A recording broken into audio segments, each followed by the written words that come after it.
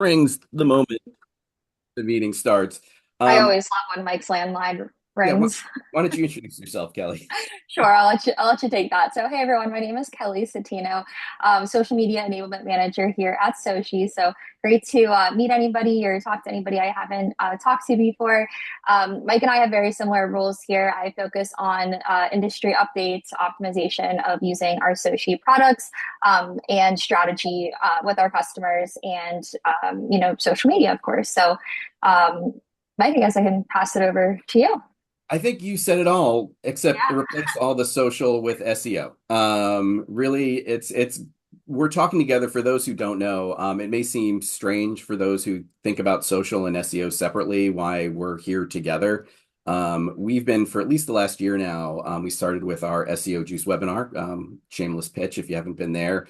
Kind of talking about SEO as search everywhere instead of just search engine. This idea that whether you're searching on Google, whether you're searching on social, whether you're searching on an LLM, it's all an engine that's giving you answers for your search, right? So this is why we're here talking together. And today we're going to cover a number of topics. And some of these, if you join our SEO Juice webinars, you may have seen us talk about some of these things. Your CSMs may have talked about some of these things.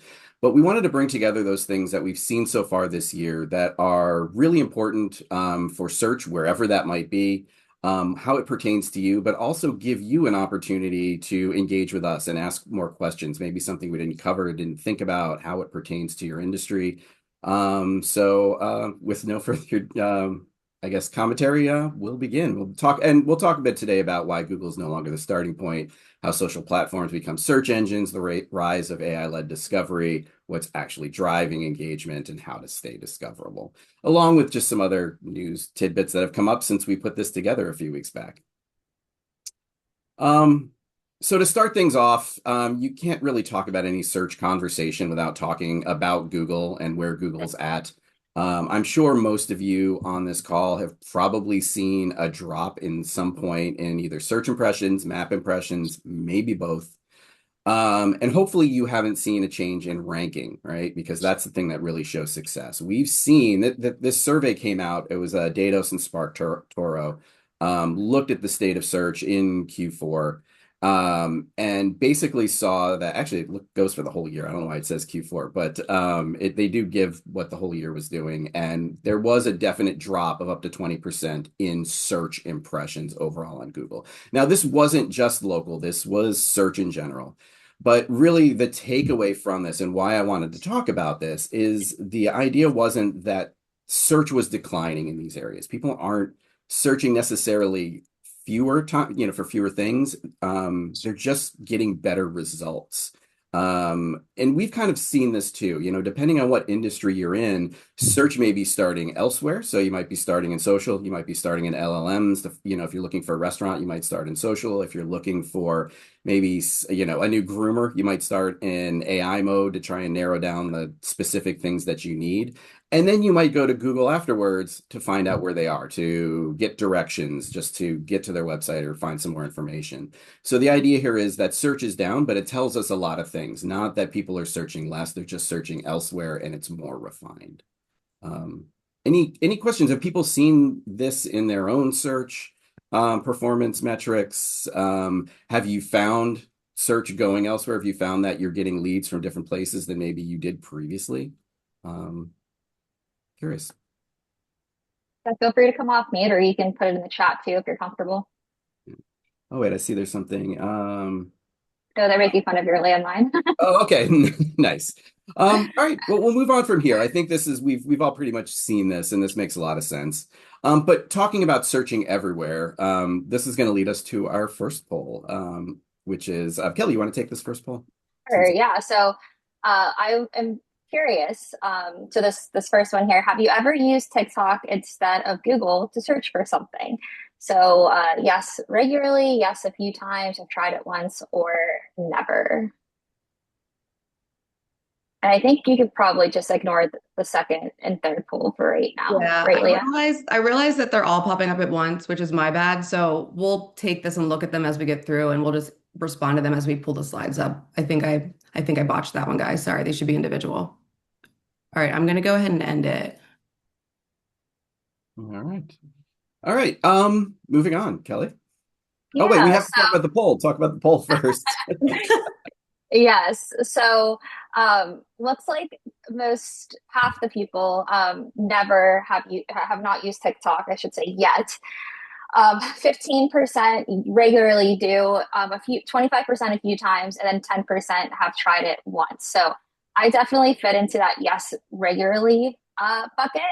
And it seems like a lot of other people do here. So wanted to talk about a major shift in how consumers are searching today, and that is the rise of TikTok as a search engine. So according to Adobe, nearly half of US consumers, 49%, are now using TikTok to search for information. So that's a huge behavioral change, even from just a year ago, and it's grown very rapidly, up almost 20% in the last 2 years. And you might be wondering, what is driving this? So it really comes down to how people prefer to consume content now. TikTok delivers short form video, personalized results, authentic storytelling, and that feels more trustworthy and easier to digest than traditional search results. So I know, like for me personally, if I'm going on a trip and I am looking up restaurants, I'd say brunch in Charlotte on TikTok because I want to see someone's experience of being there. You know, a short video. We all have very short attention spans now, so it has to be a short video of what the restaurant looks like, what they ordered, things like that. I personally like that better than looking in Google and seeing search results there. So it kind of depends on the person, but we are seeing that there is much more of an uptick in TikTok than ever before. And uh, see, there's a question. Does it have anything to do with TikTok, Google search, and LLM visibility? I don't know if this specific study does. That's a great question. We definitely are seeing LLM visibility in social. We have probably a few webinars on that, Mike, that we've done at this point with like AI search and how social plays into that. But this specific study, I don't know if there's anything to do with that. But generally speaking, yes, the LLMs are using TikTok and other social channels as like a signal in their search results. So that's a great question. Yeah, and I know Google is really highlighting TikTok posts when they're relevant. There's that people are talking about section that's down below, and then they're also highlighting them in like offers, carousels, and things like that. So I think it's working both ways. Yep, great point. Okay, so building the idea here of TikTok as search and discovery platform, we're also seeing TikTok double down on local content, which is really exciting. So earlier this year, TikTok launched a localized content feed in the US, and this feature is designed to help users discover content, businesses, services that are relevant to where they are, which is essentially bringing a local search experience directly into the app without you even having to search anything. So TikTok reports that about 74% of businesses say the platform already helps them connect with their local community, which is probably what drove this UI change. But what's really interesting is how this changes user behavior because now people can choose to enable location-based content when they want more relevant nearby recommendations. So it's live right now. If you do have a TikTok, you can go into that, like where it's like your For You page and things like that. You would click local, and all of the like influencers or just people, your neighbor could be on that. It doesn't have to necessarily be an influencer. It doesn't matter how many followers they have. So for me, I live in Pittsburgh. If I go to that local tab, I see opening. I saw like a Pilates studio that was opening in Pittsburgh recently that was in that local tab. So for multi-location brands, it's really a huge opportunity. It means greater visibility at the local level. So it really reinforces the idea that local search is expanding beyond Google. And brands that adapt to this shift are definitely going to have a really strong advantage. I have a question, Kelly. Do you know, obviously, this kind of lends support for having localized accounts for each of your locations, right? Because that's what's going to get highlighted. How many of our customers, again, I don't look at social very much. Do you know kind of, do a lot of our customers actually have localized TikTok accounts, or is it usually just a national? It's usually just the national. I will say, I think like our food bev customers or in property customers are the ones that I've seen have the most individual locations. But for the most part, I do feel like at the moment it is national, but I think this is giving a really great opportunity for people to create those localized accounts, knowing that they'll get extra space in the feed here and potential for greater discoverability. Yeah, I think it probably would make sense, at least from what I see in Google search and the organic results, when TikTok videos appear and that what people are saying, it's usually because people are talking. And there are a lot of industries where I'm sure there isn't that content and I see it doesn't show up. So I feel like Right. there's a real big opportunity for, brands in those industries where they're not seeing that appear or not seeing a lot of local like videos appear, that it's more influencers rather than local businesses, then they have a real opportunity to kind of take advantage of that and dominate that space. Especially now with this localized tab, because it doesn't matter how much engagement you have or how many followers you have, anybody's showing up there just based off of location. So it's really not as competitive as it would be typically to end up in that, like For You page spot. Gotcha. And one of the things I like having these conversations and engaging with you on this, and hopefully it kind of influences everyone on the call. The idea that when you have social and you have traditional search talking together, you start thinking about things in each other's kind of ways of thinking about it, and come up with new ideas. Like how can both of these benefit each other, right? Like I'm thinking about how these things could appear in organic search, and Kelly's thinking about it on the engine, but at the same time, it's all about visibility, right? And so it's time wherever those posts are being created, they're being visible, and they're visible in a lot of different places. And it's why you really need to come together if you haven't already. So Great. There, I'm going to answer your question out loud. So, I see you said our market is hyper local within a few miles.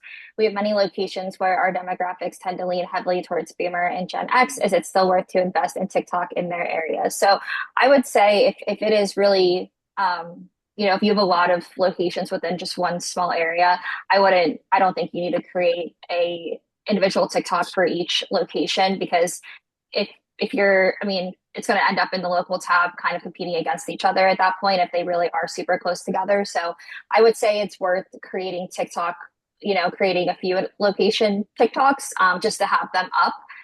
Like have a profile photo, have a link in the bio with business information and things like that. But I don't think you need to create individual locations if they're super close together.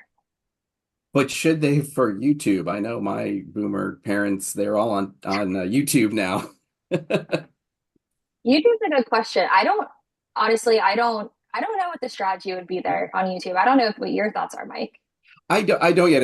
I just thought about that. Like thinking like my parents obviously watch a lot of videos, but it's not on TikTok. It's on YouTube. They're on it constantly. My stepfather just discovered it. He's like, "Oh my God, there's so many videos." And my father-in-law has For been on it YouTube. forever. So Oh my gosh. yeah. Yes, YouTube Shorts is huge right now. Mhm. That's something that we're all advocating for on the Sochi side to get that added here to the product suite. We're really excited about YouTube Shorts. That's huge for younger generations and Mike's parents. So it feels like everybody, all age ranges would be interested. Uh, all right. Moving on to some more social search. Yeah, so Instagram's also evolving in a very similar direction. It's increasingly functioning as a search engine, not just a social platform. So Adam Mosseri, he is the head of Instagram. He openly has talked about their focus of improving search, and we're actually already seeing that play out in how results are displayed. So you can see in my screen recording to the right, whenever users search on Instagram, the results are heavily driven by Reels. There are some static posts and carousels and things like that, but the video content is definitely being displayed the most. And then also that text overlay as well.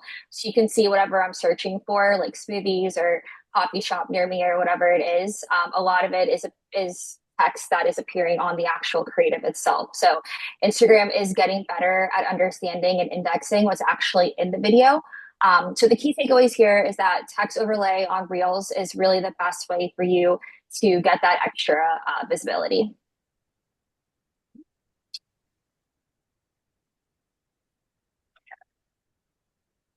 All right. Instagram UI updates. So shifting gears a little bit, I wanted to quickly highlight just a couple of recent UI updates that may seem small, but people are pretty excited about as users. I shouldn't say this impacts business too much, but again, as users, these are things that have been asked for a lot. So you can now pause a reel by simply tapping on it. And again, that might sound kind of minor, but it does give users more control over how they consume the video. And that's especially great for content that's more informational or detail heavy. I know I'd be frustrated when I was trying to read, text on a reel and I'd try to pause it and it wouldn't pause. So now you can actually pause it. And then creators can now actually reorder carousel posts after they've already been published. So that's great from a content strategy standpoint. You can optimize posts after seeing the performance. So for example, moving an image after the fact or a message to the first position to improve engagement or just kind of like testing where they should fit is something that you can now do. And like I mentioned, these updates are a little bit more tactical, but it does reinforce a bigger theme we're seeing across the platforms of more flexibility for creators and more control for users.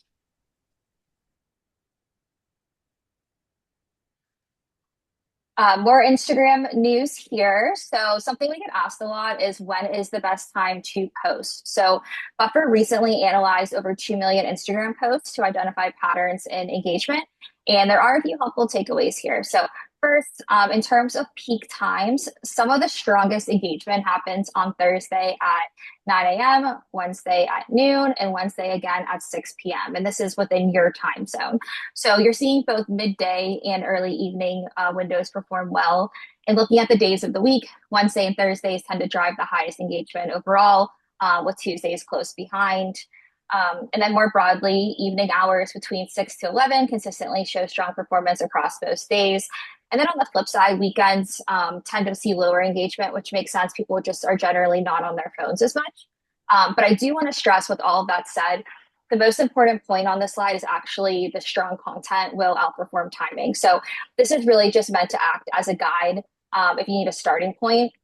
Algorithms are constantly evolving and platforms are prioritizing how users engage with your content more than when you actually post it. So again, I want to get super caught up in this. This is really just meant to be a starting point if you're trying to figure out, if you have a new brand, or if you're trying to just kind of like test and learn a little bit. But strong creative is always the best strategy.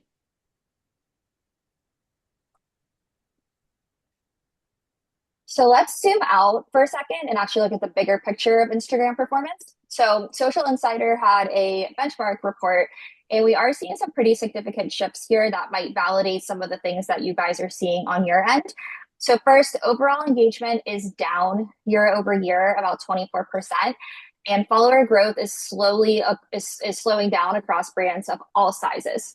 So it's becoming more competitive and harder to drive the same results we may have seen in the past. So again, if you are seeing that, you're not alone. But with all that said, not all content is performing equally. So I think this is great tips on how you could potentially optimize in the future. Carousels continue to stand out as the most effective format. They're showing the strongest resilience and engagement year over year, and they're driving the most saves and views across the board.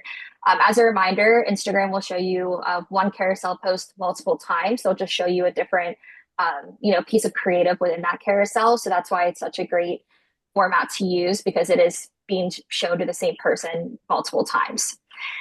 Reels are stabilizing. They're still important, but they're no longer delivering that automatic lift that they once did when the format just came out. And static images are declining. Not super surprising there.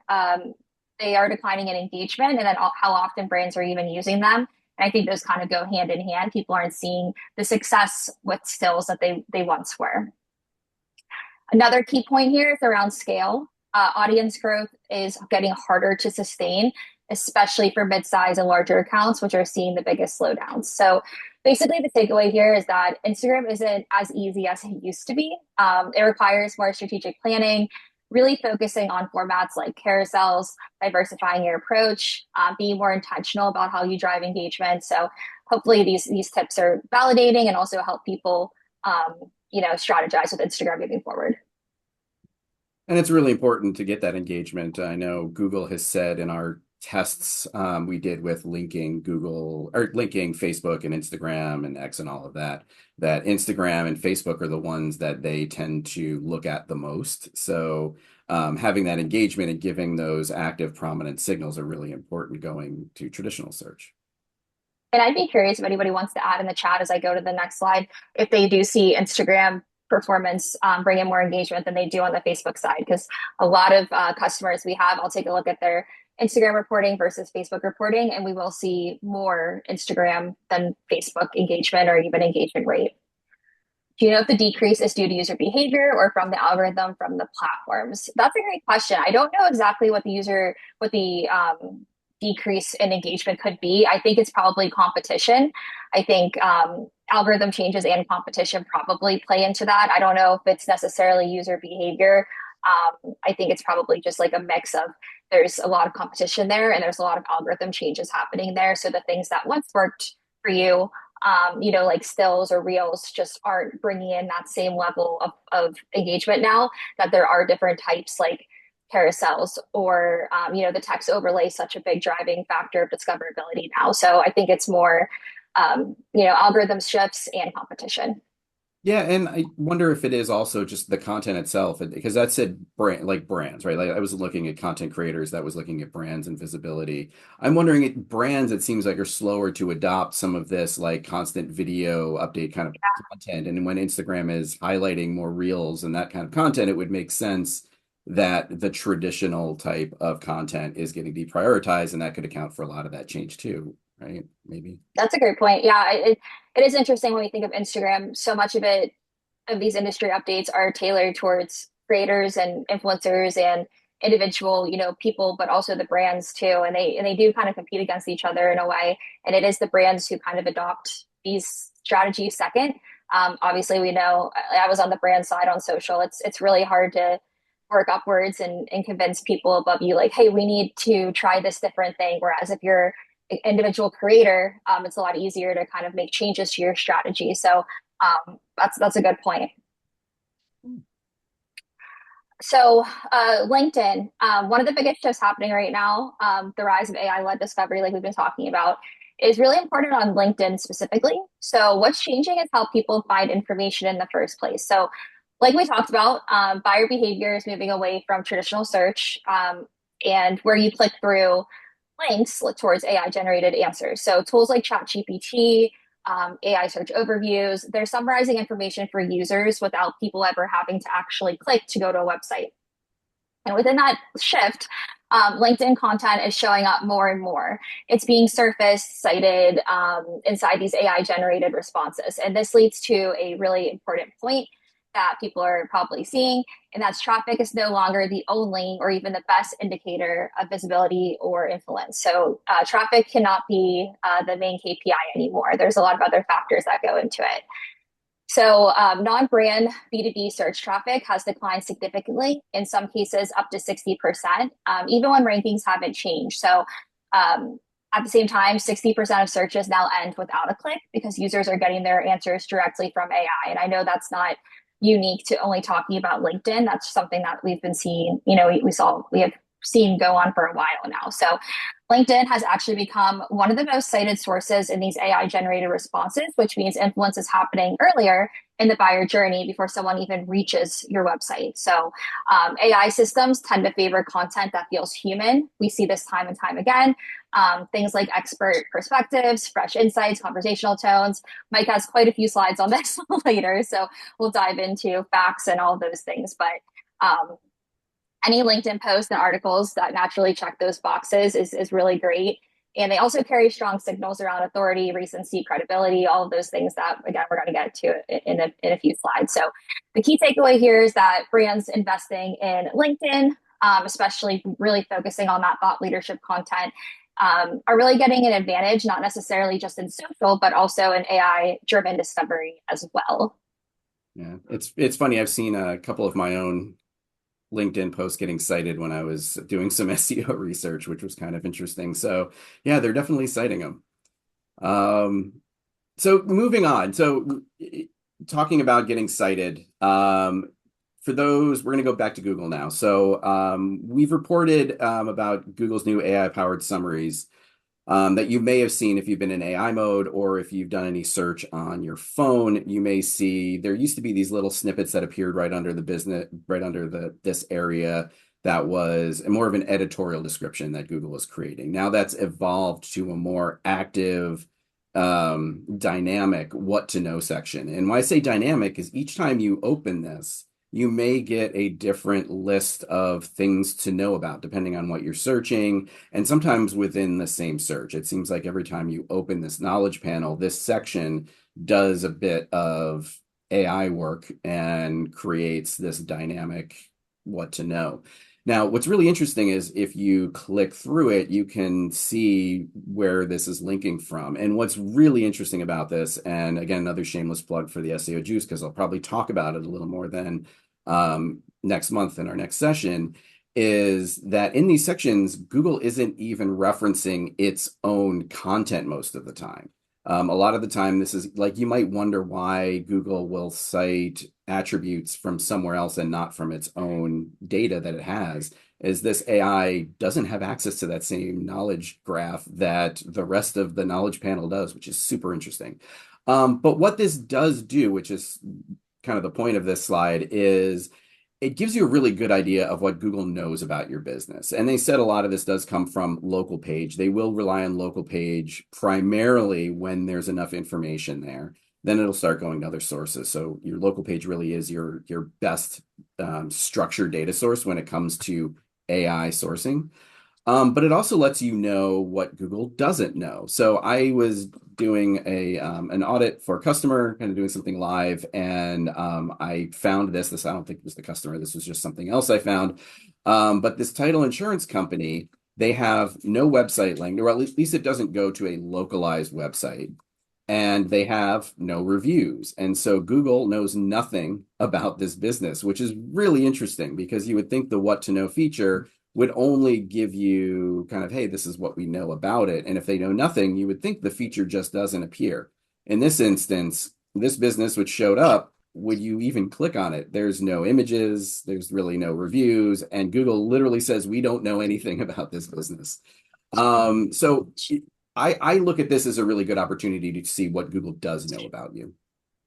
I'm curious if anyone's played around with this, if they've seen Google get these things wrong, because I've read some things that Google doesn't always get things right, and I think it's something that we need to look at a little more and how to make sure Google's sourcing the best materials. But just curious what any of you may have seen in regards to this feature. Was there a question? Anything for me? I answered it, Mike, so we're good. Okay. No. Okay. All right. Well, moving on. I'm going to be talking a lot more about this in the coming months, whether it be in webinars like this, in Soci Central, writing articles about things that I found, or in our upcoming SEO Juice session. So one of the things we want to do, we find these features and we want to know how best to influence them. So moving on. One of the biggest things when it comes to being cited, though, is freshness. Talked about this in a bunch of instances. There have been multiple studies, and there's one recently by Ahrefs. If you do any kind of industry data, sourcing, you know who Ahrefs is. And they did a study recently that kind of validated a bunch of other studies that LLMs have a recency bias. And it makes a lot of sense. With social, you're always looking for the latest thing. With LLMs, they want to help you find the most, up-to-date, relevant information about what you're looking for. And Google really has done this for years. It just hasn't been talked about a whole lot.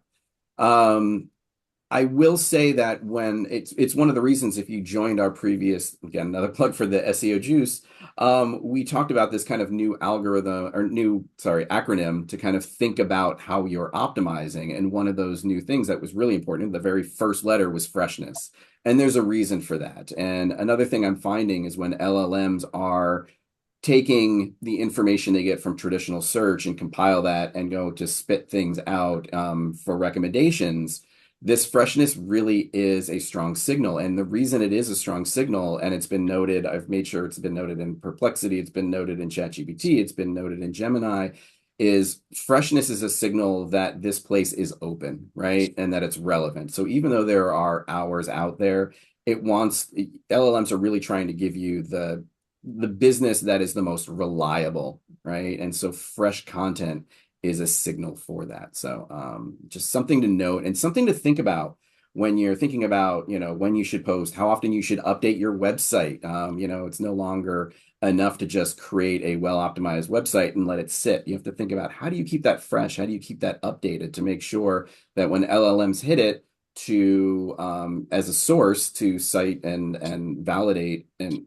a result, that it's fresh and up to date, because not all LLMs can look at the freshness of what's going on your Google account. All right. Moving on to poll number 2. Okay, I'm gonna relaunch this one just because they were all together. So I'm gonna relaunch poll 2, guys. If you already responded to it, just respond again. If you didn't see the first one, it'll be available now. But just poll 2 is the one to respond to at the moment. Can you And guys? yep, we can see that. And while you guys are answering that, Mike, did you want to answer Brittany's question in the Oh, chat? yeah, let me see it. Thank you for pointing that out. Can you example what we should be updating? Oh, when it comes to freshness. I would say there's a couple things that you can do when it comes to your Google business profile, doing things like photos, uploading photos, publishing posts, and just responding to reviews shows freshness, making sure, holiday hours are up to date.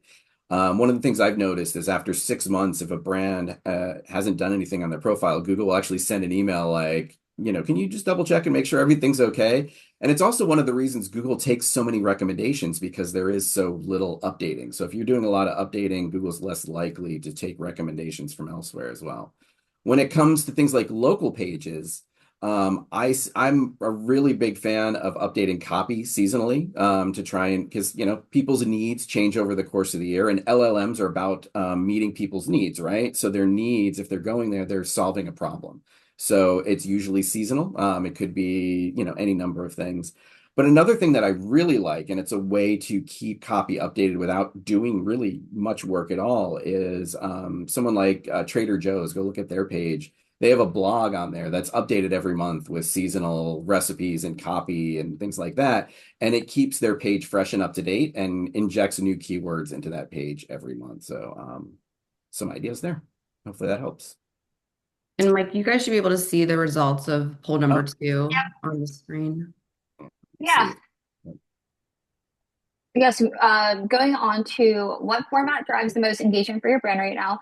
65% people said reels, 15% said carousels, 8% said static images, and then 12% aren't sure. So I will urge that 12% to find out. I think that's great insight if you know what's performing the best, and then you can make changes from there. If you don't know how to find that out, please reach out to your CSM, and they can always loop me in too if you guys need help with some reporting. But in Sochi, you should be able to see that information. All right, moving on. Speaking about Yeah, it. yeah, right. Like right on subject here. So, um, for social, let's look at what's actually driving performance on Facebook Reels. So again, we're talking Facebook Reels specifically here. Amplify analyzed over 10,000 Facebook Reels for more than 700 brand pages and gave us practical insights that I think are helpful. So first, videos that include human speech within the first 3 seconds perform better. That early moment is really critical, is what hooks the viewers and keeps them watching. Another stat you can see in Sochi is how many seconds the video was watched for on average. And it's very rare to see it beyond like 10 seconds. I mean, people really do have very, very short attention spans. So generally speaking, you want to capture their attention early as possible and really hook them. And when a person appears on the screen, even briefly within those first few seconds, retention increases about 10% for 10-second views. So clearly, there's an impact from simply having a human presence in the content. And another interesting point is around format. So vertical videos are seeing about a 21% higher reach, which reinforces the importance of designing content specifically for how people are consuming it on mobile. So I always say you should pretty much always be posting videos that were shot or edited for social. There aren't a lot of situations that you should be posting a video that is not vertical.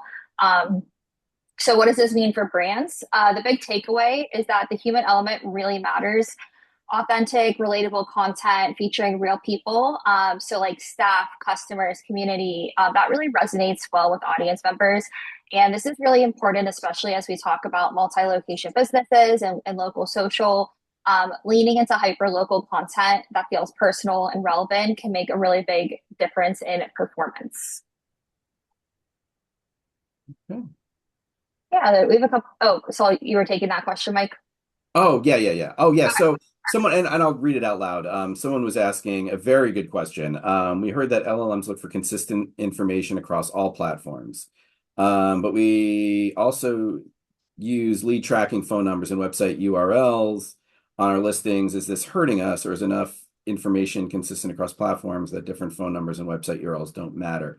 It is something we've actually talked about and are actively trying to figure out. It's a legitimate question. Google gets it, and you can kind of put in those tracking numbers so Google understands, there are differences, but you can't quite do that the same in LLMs. There might be it might boil down to an opportunity of, do we put those numbers in the schema somewhere so it can reference it? So while it's not on page, LLMs understand, they do read schema. We've there's been a couple studies on that they know that those are other contact numbers for specific things. But again, once we know more, we don't want to give a definitive answer without kind of understanding this a little better. But it is something we are actively looking into. So, and a really great question. So thank you for asking it. All right. Moving on, we're almost done here. If any of you have, I'm sure all of you have had review discrepancy, delay issues, maybe delay publishing, reviews disappearing. Feel free to give a yay or a boo, whatever, shout out in the chat. I'm sure all of you would love to know you're not alone. But there's been a lot of news lately, a lot of frustration around review counts being off potentially. So maybe your review counts are higher on Google than they are within your dashboard, or lower, or vice versa. Reviews that have been left just not appearing yet. Reviews that have been around for a while being taken away. We talk to our Google contacts directly. We talk to them every 2 weeks. In fact, right after this, we have another call with our Google contact. And they let us know that there are two big things going on that are potentially affecting what people are seeing with reviews. One is a bug related to a system-wide crackdown on unauthorized data scraping companies like SERP API. A little background on that for those who don't know. Actually, I think almost exactly a year ago on the SEO Juice, I was looking into where ChatGPT was getting its sources, and I was surprised to discover that they were providing star rating and volume that were directly from Google, right? Because we knew there was no partnership there, but why were those appearing? Then news came out a few months later that they were paying companies like SERP API, who scrape data across the web, to buy information on Google and what they were scraping from Google business profiles. Part of what they're scraping is the review data, and that some of that comes from these open APIs that they figure out a way to scrape. And in Google trying to prevent that from happening, caused a bug in the legitimate API that feeds us and all of our competitors and anyone that uses that reviews API. So this is an industry-wide issue. It's happening specifically because of the API. So presumably the numbers that you have on your Google business profile are correct. And what we've been told is that when this is fixed, it will rectify and backfill. I know we talked to them initially about this a month ago, and they said, oh, there's about 30 people on this email chain. Talked to them 2 weeks ago, and it was everybody's on this email chain now. So I know that it is a priority on Google's end. We'll likely get an update today, hopefully, and we'll let you know whatever we have there. The other piece of this that he mentioned is they have absolutely ramped up their efforts on moderation and removal of old and new reviews that might violate Google's content policies. There are a couple things that could happen here. One is a review ends up being fine, but it's still stuck in moderation from anywhere from a couple hours to up to 30 days. Something could be stuck in moderation. You may find old reviews being removed. And they even said it could be reviews that shouldn't be removed. And if you do find that is the case, you can fight that. You can put in a ticket with Google and say, hey, I Okay. don't should have been removed. And additionally, he did say it's no guarantee it will be reinstated, and it really depends on the person, the agent that you end up getting in that ticket. So, but those are things that are actively affecting your reviews currently right now. We will absolutely keep you up to date, especially on the bug. The bug is the really big issue. And then the review moderation, just know that things could be delayed even after things get fixed. And then the other piece of this is that review responses could be in moderation now. So you may leave a review response. You may see that there's a delay in that review response, but then it appears. It's just Google's AI obviously is programmed to look at specific combination of words that might make it seem like it's spammy, and Google's calling those things out. I will say there's been some rumors, another thing that we addressed over the past 2 weeks, where there are emails going out saying that AI responses are bad, and that could be what's causing reviews to disappear. This is absolutely not the case. We asked Google, they said directly, absolutely not. AI is totally fine. Something I published in Soci Central about 2 weeks back is about what they said and how these things are absolutely fine. So I don't think I have it in here now. But it is absolutely fine to leave reviews in that way. And in fact, just last week, Google started testing their own review response feature directly in Google Business Profile, more for obviously small to medium businesses because it's not in a dashboard where you can do all, it's literally one location kind of thing. So Google is fine with AI responses. This is about, is this a spammy response? So any questions on this? I know it's a lot. Reviews are still showing up. Yeah. Yeah, it sounds like we have a lot of people who are experiencing this, Mike. Yeah, we know this is frustrating. Absolutely. And we are talking to Google constantly about this and trying to figure out the best messaging to get to you all. So they know it's a problem, and they're getting a lot of a lot of feedback from a lot of their partners that use that API, obviously. Getting down to the end here, another thing that I know, especially our property customers, will not be happy about, but I do think this is going to extend to anyone who is not selling a physical product. Google has begun enforcing product feature guidelines.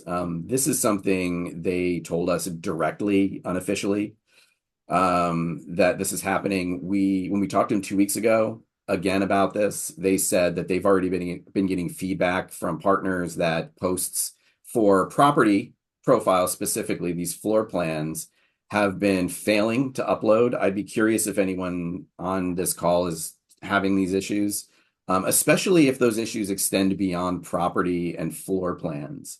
Although they didn't say specifically that they're extending beyond property at the moment, I don't know why they wouldn't, unless they're trying to create a product for this, which is a whole other thing that's just speculative. But usually if Google's focusing in on one thing, it means they're going, oh, maybe we need to create something for this. So stay tuned for that. It's something we're going to be keeping an eye out. I know for a while, Google actually had a tab that appeared that showed available properties from different rental sites.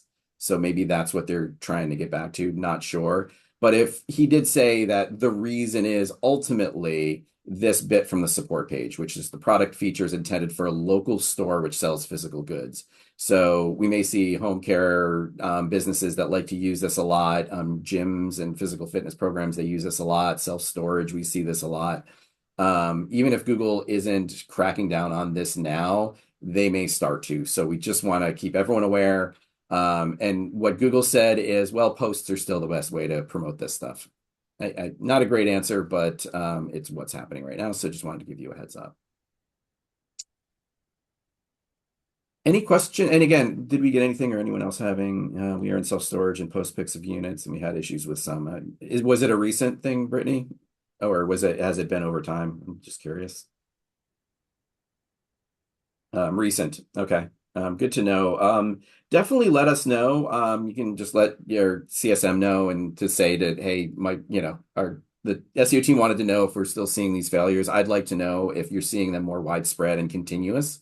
Because again, Google never said specifically anything beyond floor plans, but it might just be because in talking to them about this feed, we've been talking to them about it a lot in terms of floor plans. So, all right, we are looking to feature starting price on floor plans. Is there an alternate? There isn't an alternate solution right now. Like I said, Google hopefully will create that tab again. They said posts are the best way to do it. Again, I'm hopeful they're going to give us more information when we talk to them soon. We will absolutely keep you up to date. We know that this product's feature is really important, and it's something that we've been talking up It gives amazing visibility, right? And a really great way to convert customers. And for them to remove it, I told them there are a lot of people not happy about this. And so they understand this, but they're going to do what they're going to do. So, um, one more poll to wrap things up, and I'll answer questions while we're doing this. Again, it's just No, poll three, the one at the bottom. been with our newer onboard, so adding these products, existing GBPs, yeah. Newer onboards. Okay, so that's good to know. Oh, let me make sure I'm at the bottom one. Okay. Yeah, I'll give it a couple more seconds and then I'll share. And I will, knowing that I'm going into a Google meeting in 12 minutes, let them know that we got a lot more displeasure from folks about this one. So there you go. So it's looking like 13% invest more in social content for discovery, 56 optimize for AI search visibility, 25% improve local search presence, and 6% new major changes planned. Yeah. Planned. Good. And I do like this. It is a little bit of across the board. And this question doesn't preface what are you doing now, right? Yeah. Where have you been focusing? So it's good to see that like most people say, oh, we need to look a lot more in optimizing for AI and search visibility. And it really is when it gets down to it. And I'll talk about this a little more. One of the things AI is doing, and most of that is probably happening in Gemini or in AI mode because people are already in Google when we're talking about LLMs. There are two layers. There's this Gemini or AI mode is doing a search just like you would on Google and is getting information back. And then it's looking to validate and order that. And in doing so, that's where it's looking for that consistency and that freshness, and then that semantic relevance. So really everything you're doing when you're looking and thinking and talking about LLMs, because if that's what you really are focusing on now, which I am very happy, is we're all very happy, is that you want to focus on and try and figure out those things. Make sure your content, wherever that is, whether it's on Google, whether it's on your pages, whether it's on social, is fresh. Make sure that it's semantically relevant. Google is looking for something that solves the problem that someone's going to an LLM for, and you want to make sure you talk about those problems that people need solving, not just we do X, Y, and Z, but these are the problems that we solve. And then there's that consistency. And that's why we are actively looking at those tracking numbers and UTMs and things like that. So we will get back to you on those things. So um, thank you. Kelly, do you want to add anything else at No, the I end? don't think so. I think that was great. I know we're a little over on time, so thank you guys for bearing with us. But we're here. Please feel free to reach out to your CSM if you need anything, and then it'll make its way to Mike and I. But I didn't have anything else to add beyond that. Yeah. Or I will say, or you can ask questions in the Sochi Central. There is Yes. the Q&A channel. So we'd love to hear from you there as well. So that's a great direct way to get us. Oh, there we go. I was gonna say, Sarah, I'll let Leah answer your question. Yeah, I'll Sounds like share. she did. Yeah, I'll share the recording out. So you guys will have all that. Cool. Thank you so much. All right, great. Thanks, Have a great day. everyone. Have a good day. Bye. Thank you.